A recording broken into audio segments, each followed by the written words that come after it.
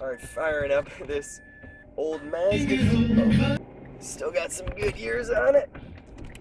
Woo. Anyway, it is Sunday morning. It is actually a beautiful day.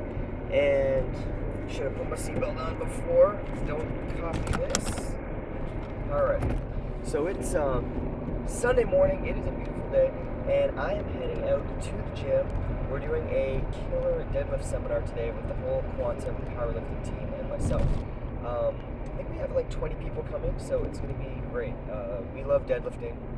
Anyway, I digress. Now, that got me thinking the other day. On Wednesday, I did a murderous hamstring and glute workout. Woke up Thursday, woke up Friday. My legs felt like violin strings. I could barely bend over. Normally I can bend over and touch sort of my palms to the ground pretty easily. And if I do a hip hinge, I can get over right to 90 degrees, no problem.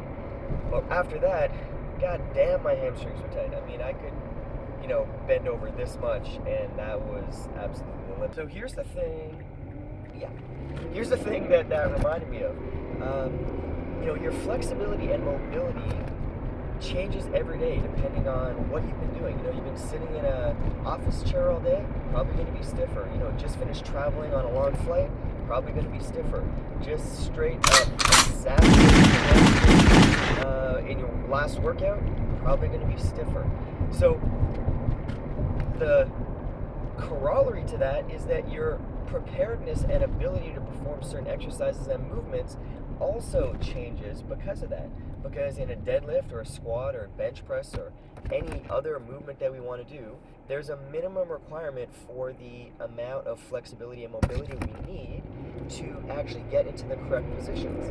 So if my hamstrings are tight as a mafa, there's no way that I'm going to be able to get over into my deadlift position while being able to maintain a neutral spine. So that means if I had a deadlift workout planned, but I'm in that state, I gotta change my schedule because I'm not gonna have a productive deadlift session. It's not because my muscles are sore, it's just because I can't get into the right position, which means I'm not gonna be using the right muscles properly, I'm gonna be overusing my back, and it's gonna be a problem. And the same thing's true with every single exercise. Now, the higher the demand of the exercise, the more likely this is gonna be the case. So if you're doing an overhead squat, there's a lot of moving parts there, but if you're doing a biceps curl, it's probably not going to be that big of a deal, right? The risk of injury and the overall requirement of mobility is so much lower. Anyway, I'm just coming up to the gym.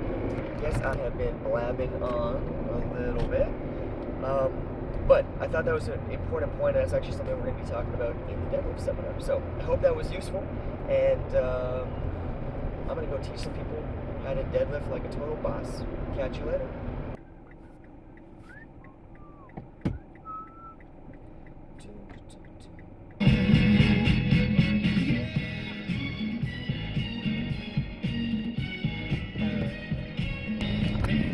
Yes, man, I'm on time and everything, and if you guys know me, that is not always a given.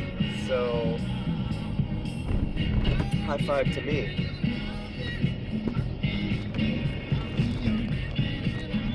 Leah's car's here, so she beat me. Not surprised.